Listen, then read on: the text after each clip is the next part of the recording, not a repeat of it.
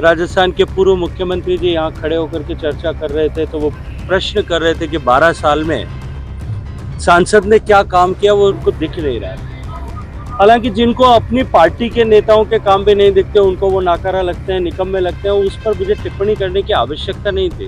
अब कितनी बड़ी समस्या जो है माननीय मुख्यमंत्री जी, पूर्व मुख्यमंत्री जी अशोक गहलोत साहब के लिए हो गई है। अब जब वो हवाई जहाज से आएंगे तभी एयरपोर्ट आ जाएगा, उनको दिखेगा सांसद ने कितना काम किया, ये उनको नजर आ जाएगा। उनके लिए बड़ी चुनौती हो जाएगी जब वो वहाँ जोधपुर में रेल से बैठ करके आएंगे कभी कभी, तब उनको नया रेलवे स्टेशन दिखने लगेगा, वो भी उनके लिए एक संकट हो जाएगा। फिर अगर वो रोड पर आएंगे तो बर से लेकर के बिलाड़ा तक की सीमेंट की बनी हुई 4 लेन रोड, जो उनके समय में तो नहीं थी, जिसकी उन्होंने घोषणा की थी। घोषणाओं में उनकी जो है महारत ही है।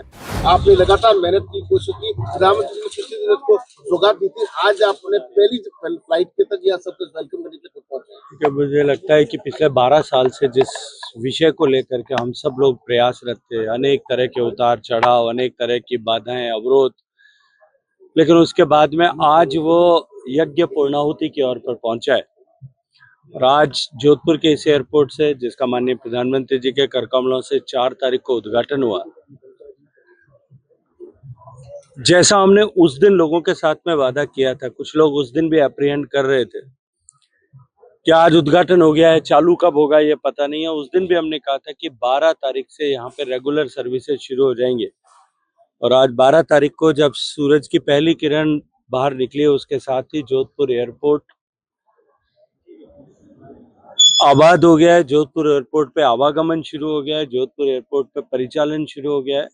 और यहाँ आज पहली फ्लाइट में जाने वाले पैसेंजर्स जिस तरह से खुश होकर के यहाँ इस एयरपोर्ट को देख रहे हैं, जिस तरह से एयरपोर्ट को निहार रहे हैं, मैं मानता हूँ कि ये जोधपुर आने वाले लोगों के लिए और जोधपुर से जाने वाले लोगों के लिए भी एक अच्छा अनुभव जो है जोधपुर का, जोधपुर के बारे में एक अच्छा अनुभव, जोधपुर के बारे में एक अच्छा एक्सपीरियंस जो है वो यहाँ से लेकर के हर आने और जाने वाला व्यक्ति यहाँ से जाएगा। सर, आपने एक सपना सजोया था कि जोधपुर ही नहीं, मेरे पूरे मारवाड़ वासियों को एक फ्लाइट मतलब यहाँ से लंबी उड़ानें मिलेगी। तो देखा जाए तो देखिए, जब मैं 2014 में सांसद बना था, उसकी तुलना में आज जोधपुर एयरपोर्ट पे आने जाने वाले यात्रियों की संख्या, माननीय प्रधानमंत्री जी के नेतृत्व में देश ने जिस तरह से परिवर्तन को देखा है, जिस तरह से भारत की इकोनॉमी ने ग्रो किया है, आज वो यात्रियों की संख्या 10 गुना से ज्यादा बढ़ गई है। और जोधपुर एयरपोर्ट पर कुल परिचालन होने वाली हवाई जहाजों की संख्या भी, जो एक सप्ताह में जिसके आधार पर कैलकुलेट करते हैं, वो भी लगभग 10 गुना बढ़ गया है। आज जोधपुर देश के हर लगभग बड़े शहर से, केंद्र से कनेक्टेड है। जोधपुर विंटर सीजन में जोधपुर सभी महानगरों से कनेक्टेड है। और आने वाले समय में जिस तरह से हवाई जहाजों की संख्या देश में बढ़ रही है, आने वाले समय में जोधपुर की कनेक्टिविटी और भी अधिक बेहतर होगी।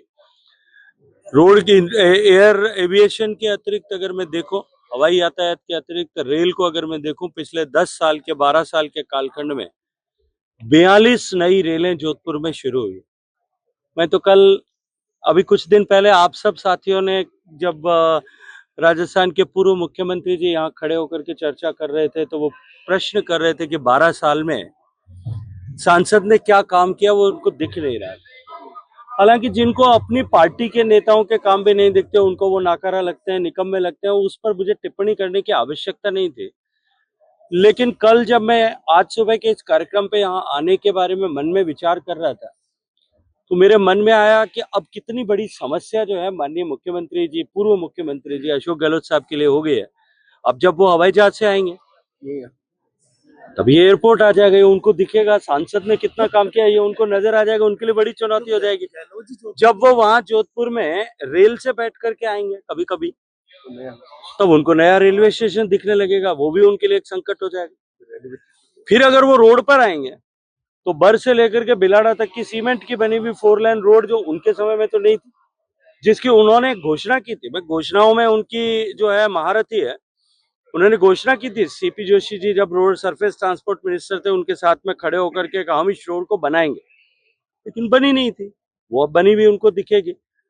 अगर उन्होंने गलती से बनारस की तरफ से आएंगे तो उनके ही विधानसभा क्षेत्र में जो नांदेड़ी से लेकर बनार से लेकर के और मिलिट्री हॉस्पिटल का क्षेत्र जो है बरसात में डूबा हुआ मिलता था, अब वहां सीमेंटेड एलिवेटेड रोड मिलेगी तो उनको शायद उसको लेकर के उनको धक्का लगेगा कि एक नई चीज देखने को मिलेगी। जो वो विधायक रहते हुए और 6 बार विधायक, 6 बार सांसद और मुख्यमंत्री 3 बार रहते हुए भी जो रोड नहीं ठीक कर पाए थे, वो रोड ठीक हो गई है। वो उनको जो है उनके लिए आश्चर्य का विषय बनेगा। अगर उस नहीं जाने के बजाय वो डांगेवास से घूम गए तो उनको बाईपास मिल जाएगा। फिर वो बाईपास भी सांसद के द्वारा बनाया गया। तो मुझे लगता है इतने सारे अवरोधों को पार करके जब वो आएंगे तब उनके मन में जो ये भ्रम का पर्दा, राजनीति का आवरण पड़ा हुआ है, वो समाप्त हो जाएगा। मैं ऐसा नहीं कहता। जोधपुर वो हमारे जोधपुर की शान है।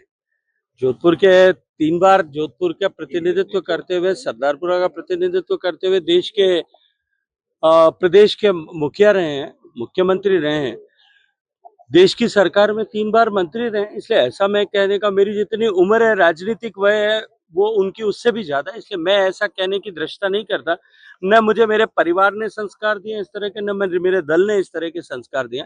अपने ही दल में अपने साथी को, अपने प्रदेश के अध्यक्ष को इस तरह के आभूषणों से विभूषित करना, नकारा, निकम्मा, ये सब उन्हीं को शोभा देता है।